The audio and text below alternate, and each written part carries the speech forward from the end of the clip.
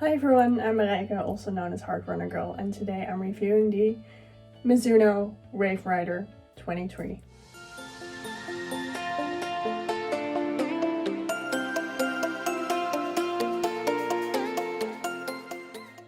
So this is the first shoe by Mizuno that I tried.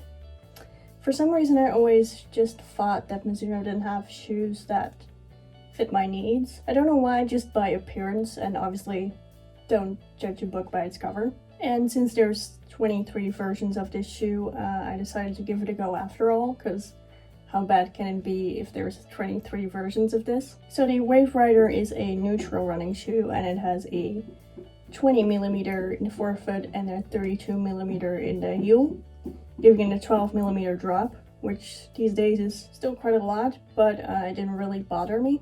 The upper is a double engineered mesh, and it's not the most breathable upper I've ever seen, but I've also worn these in a bit colder months, and it wasn't actually an issue then. I actually liked that it was a bit of a warmer shoe. The midsole of the Wave Rider 23 is actually the same as in the 22, so it has a thin layer underneath the foot of their Euphoric X foam, then there's a layer of their Euphoric foam, and then in the heel there's another layer of their bit softer Euphoric X.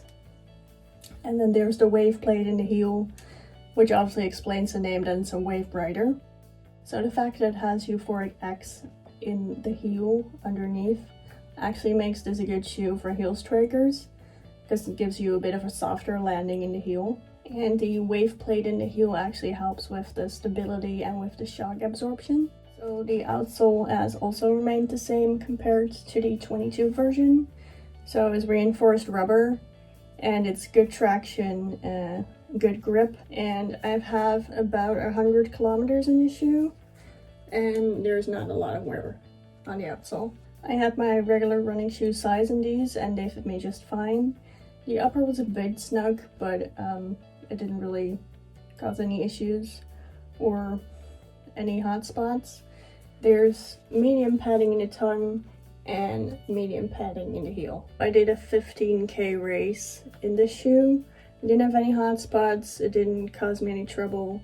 The shoe doesn't have any new exciting technologies or anything, but it is a good shoe. It does give you enough shock absorption. It's not a super flexible shoe, so it is a bit more stable than some of the other shoes out there. I find the Wave Rider pretty comparable to the Brooks Ghost. This shoe is a bit more plush in the heel, so it's a bit better for heel strikers. It's a bit less plush in the upper compared to like the Ghost 12, for example. I think which of the two you prefer is probably due to personal preference. Overall, I was pretty surprised by this shoe, how comfortable it was. It's not a super plush shoe, you don't really sink into it like the Saucony Triumph 17, for example, or like the Adidas Ultra Boost.